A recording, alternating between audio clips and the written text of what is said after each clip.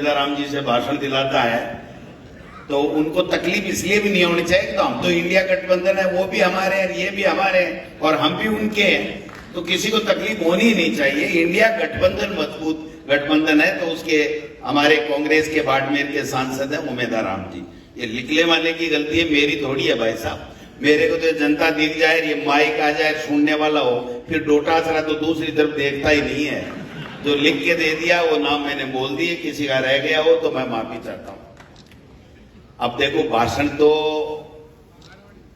जूली साहब दे दियो, करण सिंह जी दे दियो और गहलोत साहब को बाकी है, तो मैं तो बोली भाषण की बात करूंगा कोनी थाने। एक ही बात कह बनाया हूं कि आज से 3 महीना 4 महीना पहले संगठन के मायने की कमी चल रही, बाग कमी थे लोग बाग 100% पूरी कर बढ़िया संगठन बना दियो। इसके लिए जिला अध्यक्षा ने, राज्य कमेटी ने, मंडल अध्यक्षा ने बहुत बहुत धन्यवाद और बहुत बहुत बधाई। मंडल की कार्यकारिणी बन गई, ब्लॉक की कार्यकारिणी बन गई और सारा का सारा लोग, मैं उम्मीद करूं सारा कार्यकर्ता मैन मोजीज लोग 36 कौम का अपनी कांग्रेस पार्टी का आज आया है। भाषण सब होएगा, लेकिन कहने की बात है कि अब अपने को खड़ा होना पड़ेगा, क्योंकि 11 साल से हम जो तांडव नृत्य देख रहे हैं केंद्र की मोदी सरकार का, सबको कुचलो, मर्जी है जैसे भाषण दो, सरकारी कार्यक्रम में भी कांग्रेस को गाली दो, राहुल गांधी जी की सदस्यता खत्म करो, राहुल गांधी जी को लोकसभा में बोलने मत दो। कोई उनको अपने स्वार्थ का बिल पास कराना है तो 150 सांसदों को बाहर निकाल दो। खड़गे साहब की चाहे जब बैठा करके माइक बंद करके इंसल्ट कर दो। जो आदमी आजादी देख करके यहाँ 60 साल के लगभग उन्होंने कांग्रेस के माध्यम से इस देश की सेवा की है, उस आदमी को बोलने के लिए आप मौका नहीं देते हो। राज्यसभा में नेता प्रतिपक्ष है, उसको बोलने का मौका नहीं देते हो।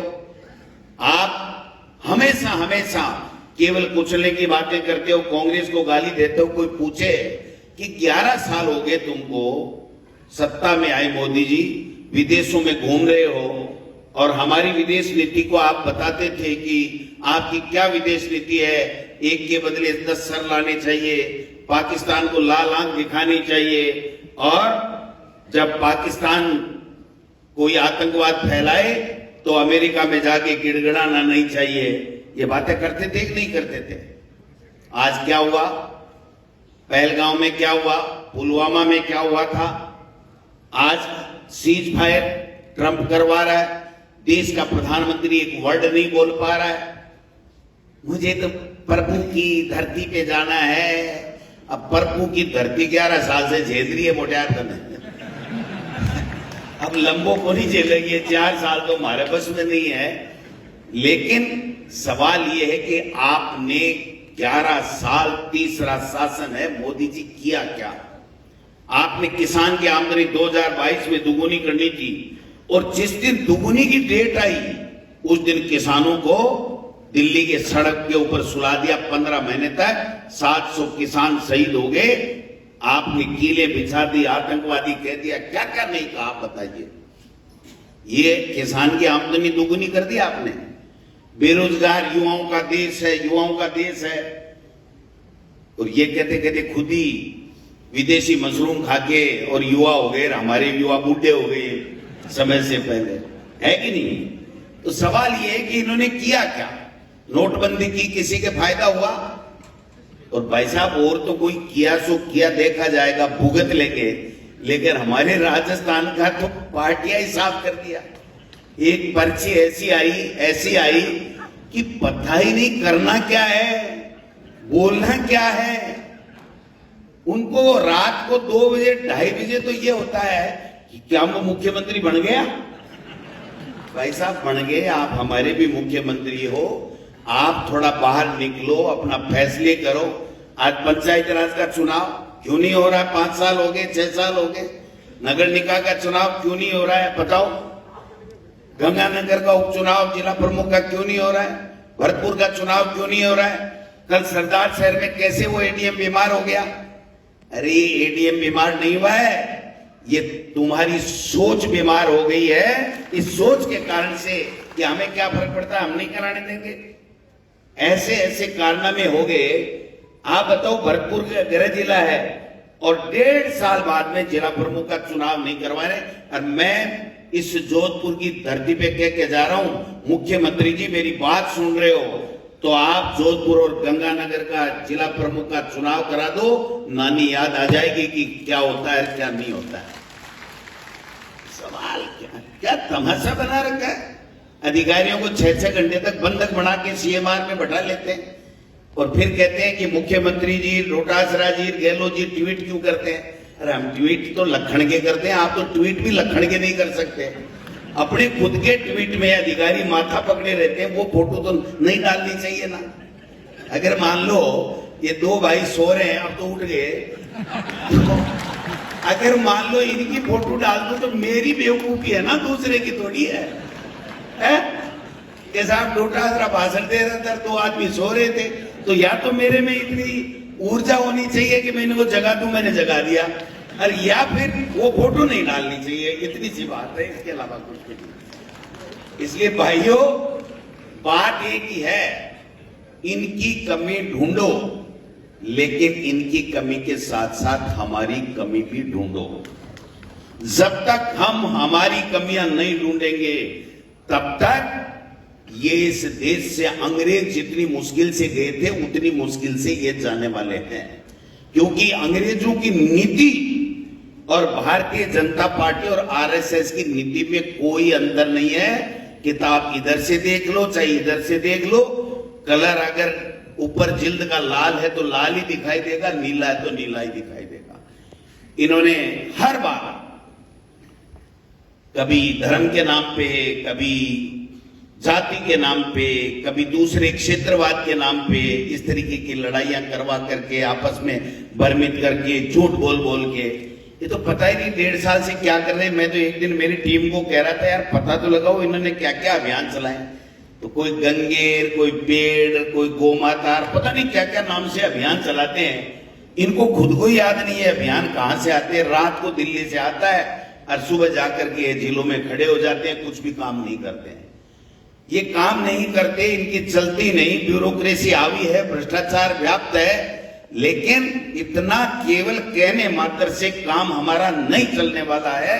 हमारा काम चलेगा हमारे गांव में, वार्ड में, मोहल्ले में, हर तकलीफ, दुख तकलीफ, सुख दुख में हम लोग कांग्रेस के जो पदाधिकारी बने बैठे हैं, जो मेन कार्यकर्ता बने बैठे हैं, उनको जाकर के पूछना पड़ेगा कि बोल बाबा तेरे तकलीफ क्या है, मैं तेरे लिए आधी रात को खड़ा हूं।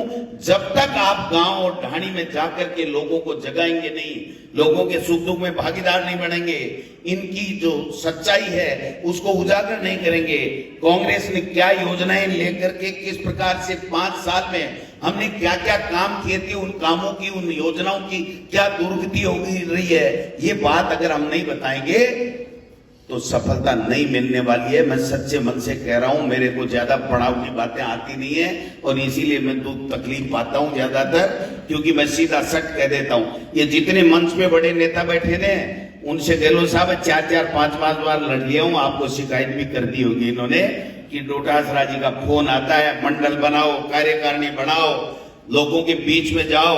अब मैं इस मंच से कहना चाहता हूं, मंडल बन गए, कार्यकारिणी बन गए, लेकिन जिला अध्यक्ष और ब्लॉक अध्यक्ष ब्लॉक की और मंडल की बैठकों में स्वयं जाकर के लोगों की दुख तकलीफ को पूछेंगे।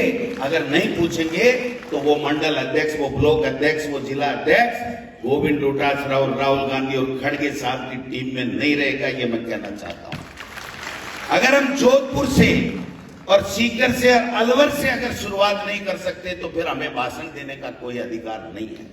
इसलिए मैं आपसे पहले भी आया था, मैंने कहा था कि हमारी महापौर है, हमारे अच्छे काम हैं, विकास के काम हैं, लेकिन इनके बाद में आने वाले समय में हमारा चाहिए, कब भी चुनाव कराएं, हमें महापौर जोधपुर का चाहिए, हर कीमत पर चाहिए। हमको मेहनत करनी पड़ेगी, हमें जिला परिषद का जिला प्रमुख चाहिए, हमें पंचायत समितियों का प्रधान चाहिए।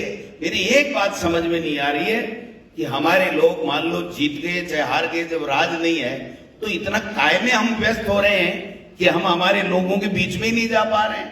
क्यों नहीं जा पा रहे हैं?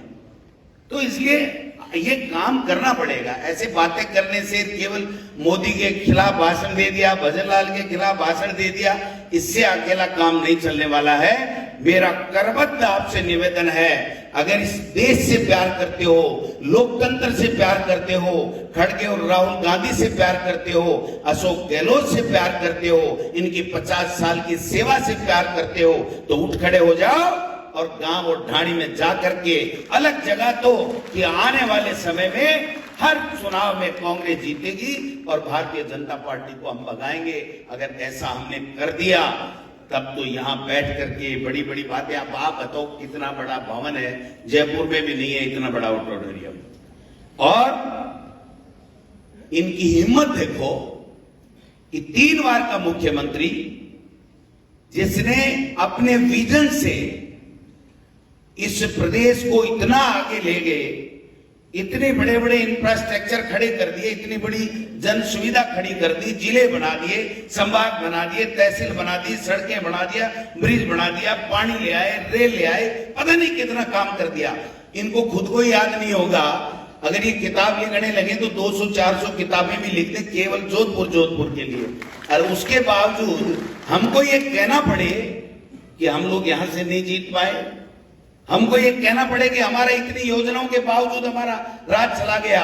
ये कमी अशोक गहलोत की नहीं है, ये कमी हम कार्यकर्ताओं की है कि हमने उचित समय पर वो मेहनत नहीं की, जिसकी वजह से, हमारी ढिलाई की वजह से हमारी सरकार चली गई। लेकिन वो पश्चाताप अब हमको करना पड़ेगा, उठ खड़े होना पड़ेगा, दोबारा संकल्प लेना पड़ेगा कि जो आन बान और शान इस तिरंगे की है, उसी तरीके से हमारे कांग्रेस पार्टी के आन और शान के लिए हमारे शहीद हो गए। कितने शहीद हो गए आप बताइए? हमें तो शहीद होना ही नहीं है भाई साहब। बाद में जाकर के बाबा को पूछना, बाबा कोई तकलीफ तो नहीं है, बाबा कोई तेरे को परेशान तो नहीं कर रहा है, कोई बीजेपी के लोग, थाने वाले, तहसील वाले कोई परेशान तो नहीं कर रहे हैं? तो यही तो बात करनी है, बाकी तो कुछ करना ही नहीं है। इनके पास कहने को कुछ नहीं है। आप देखिए, मुख्यमंत्री पूरे शेखावाटी में खुद के पैसे से होर्डिंग लगा करके धन्यवाद लिया है और भागीरथ बन गया कि यमुना का पानी अगर कोई लाने वाला है तो उसका नाम भजनलाल है। अरे भाई जी, बिस्लेरी लहला बगन मैंने पकड़ा हुआ है कि भाई जी पी लो, यमुना का पानी नहीं आया। और मैं लिख के दे रहा हूं, यमुना का पानी शेखावाटी में ये भजनलाल या बीजेपी नहीं ला सकती। ये अशोक गहलोत जी का, हमारी कांग्रेस सरकार का विजन था